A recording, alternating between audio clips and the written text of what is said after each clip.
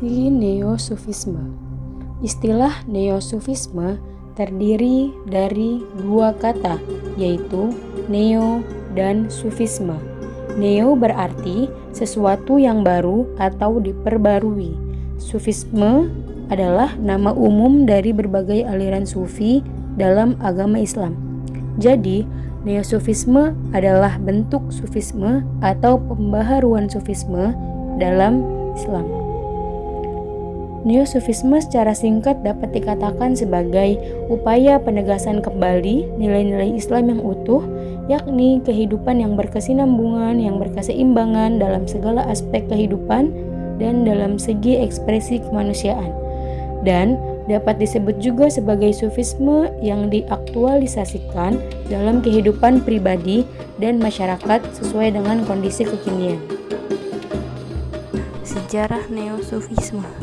Sejarah munculnya Neosufisme tentu tidak luput dari keberadaan sufisme klasik, karena Neosufisme hadir untuk memperbaiki konsep sufisme klasik yang cenderung isolatif, di mana pelaku tasawuf akan menjauhi kehidupan dunia secara pasif untuk mendekatkan diri kepada Tuhannya.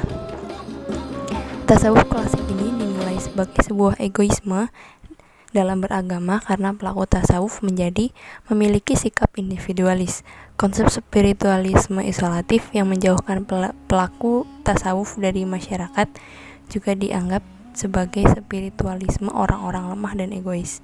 Di samping itu, sufisme klasik juga dianggap memiliki bagian yang menyimpang dari ajaran agama Islam. Hal ini tentu kemudian menjadi suatu masalah yang harus dipecahkan dan diperbaiki. Istilah Neosufisme sendiri pertama kali diperkenalkan ke dalam dunia akademik oleh Fazlur Rahman, dan sesungguhnya gerakan Neosufisme bukanlah sesuatu yang baru karena gerakan ini sudah dilakukan sejak pertengahan akhir abad ke-5 Hijriah atau sekitar abad ke-11 Masehi. Neosufisme tidaklah sepenuhnya menghilangkan apa yang ada pada sufisme klasik, karena Neosufisme juga mengadopsi motivasi moral sufisme, yaitu seperti teknik zikir dan mukrobah, konsentrasi spiritual. Hingga pada perkembangannya, Neosufisme disambut baik oleh ulama yang bahkan kontra sufisme seperti Ibnu Taimiyah dan Ibnu Qayyim al-Jauziyah. Bahkan mereka dikenal sebagai perintis Neosufisme.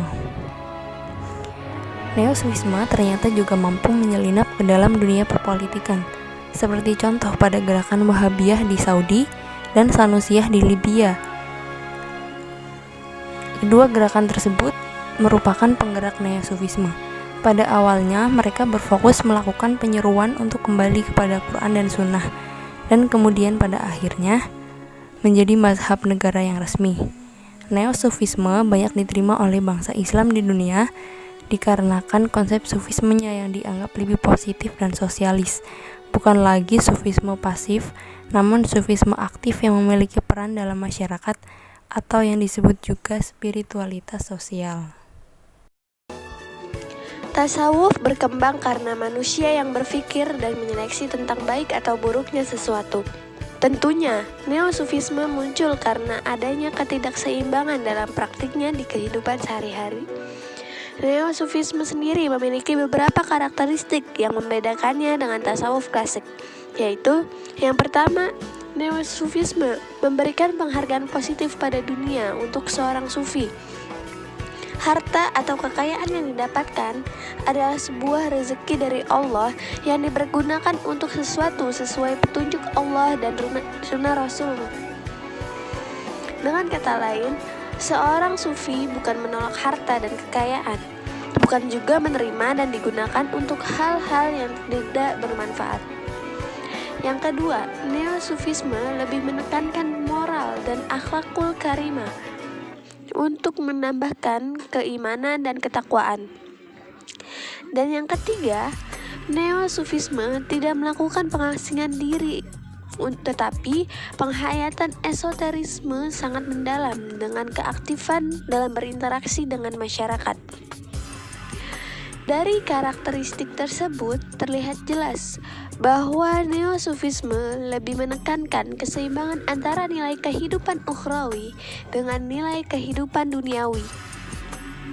Dalam hal ini, Al-Qushashi menyatakan bahwa sufi yang sebenarnya bukanlah sufi yang mengasingkan dirinya dari masyarakat, tetapi sufi yang tetap aktif di kehidupan masyarakat dan melakukan amar ma'ruf nahi munkar demi kemajuan dan kesejahteraan masyarakat. Neosufisme tidak hanya terbatas dalam satu aspek, tetapi ke segala aspek. Perkembangan Neosufisme di Nusantara. Sejak pertama kali masuknya Islam ke Nusantara, corak Sufisme sudah dikenalkan dan merupakan pengenalan Islam yang dapat diterima oleh penduduk Nusantara. Tanpa Sufisme yang dapat beradaptasi dengan gaya hidup masyarakat, Islam tidak akan bisa menempati Nusantara. Berkembangnya Neosufisme di Nusantara diawali dengan eratnya hubungan ulama Nusantara dengan Timur Tengah, yaitu Makkah dan Madinah pada abad 17. Hubungan yang mereka satukan bukan hanya sebatas menjalankan ibadah haji, tetapi berlangsungnya proses transmisi keilmuan Islam ke Nusantara. Salah satu ulama yang bertanggung jawab memperkenalkan pemikiran Neosufisme kepada para ulama Nusantara adalah Ibrahim Al-Qurani yang berasal dari Kurdi. Dari pengajaran beliau, terlahir ulama-ulama Nusantara yang menguasai Neosufisme. Di antaranya adalah Nuruddin Al-Roniri, Al-Singkili, Yusuf Al-Makassari, Muhammad Al-Palimbani, dan Abu Dawud Al-Patani. Berbicara tentang Neosufisme, maka tidak lepas dari sosok Hamka yang menulis buku-buku tentang tasawuf dan kritikannya, serta mempraktikkan hidup kesufian pada perempat pertama abad 20. Kehadiran Hamka merupakan masa baru dasar-dasar Neosufisme di Nusantara. Hamka mendukung tasawuf dengan mengembangkan dan meluruskannya dengan berbagai karangan dan sangat mengkritik Sufisme yang menyimpang dari ajaran Islam.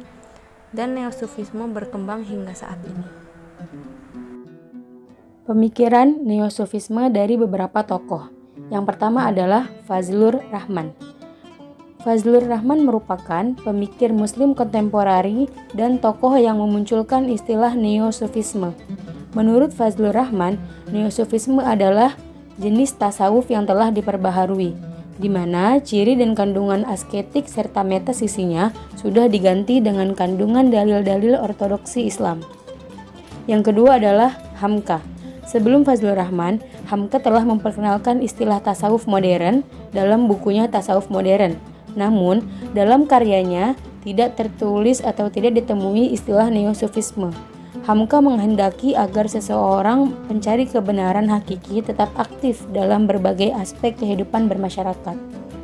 Kemudian yang ketiga adalah Burhani. Menurut Burhani, Neosufisme dalam terminologi Fazlur Rahman atau tasawuf modern dalam terminologi Hamka berusaha tetap mempertahankan hasil-hasil positif dari modernisasi dengan mengisi kekosongan-kekosongan yang terdapat padanya. Ia berpegang pada pepatah khudz ma safa da ma kadara. Artinya ambil yang baik dan buang yang buruk. Kemudian yang keempat adalah Akbar S. Ahmed. Pasca modernisasi membawa kita kepada kesadaran betapa pentingnya nilai keagamaan dan keperluan terhadap toleransi, serta perlunya memahami orang lain yang semuanya terdapat dalam Neosufisme. Selanjutnya adalah menurut Al-Kumayi. Neosufisme merupakan sufisme baru yang diperkenalkan pertama kali oleh Fazlur Rahman dengan ciri utama berupa tekanan kepada motif moral dan penerapan metode zikir dan muraqabah guna mendekati Tuhan. Tetapi, sasaran dan isi konsentrasi tersebut disejajarkan dengan doktrin salafi atau ortodoks dan bertujuan meneguhkan keimanan kepada akidah yang benar dan kemurnian moral jiwa. Melucuti dari ciri dan kandungan ekstatik dan metafisikanya dan digantikan dengan kandungan Al-Quran dan Sunnah.